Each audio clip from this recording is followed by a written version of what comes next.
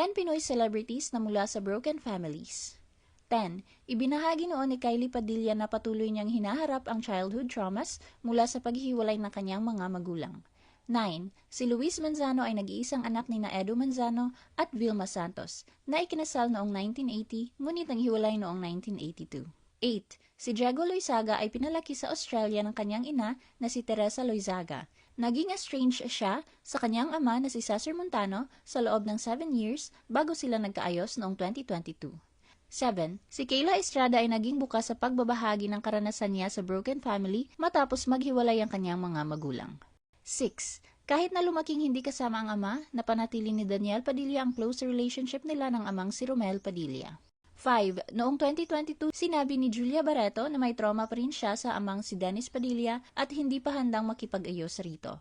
4. Si Pia Wurtzbach ay lumaki sa hiwalay na magulang, dahilan kung bakit siya naging breadwinner ng maaga. 3. Si Janela Salvador ay naging bukas sa pagbabahagi ng kanyang karanasan sa paglaki sa isang broken family at sa personal issues dulot nito.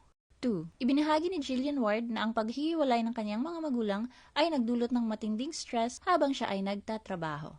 1. Sa isang recent interview, ibinahagi ni Casey Concepcion ang realizations niya habang lumalaki na hiwalay ang kanyang mga magulang, pati na rin kung paano niya hinaharap ang pagiging bahagi ng magkaibang pamilya.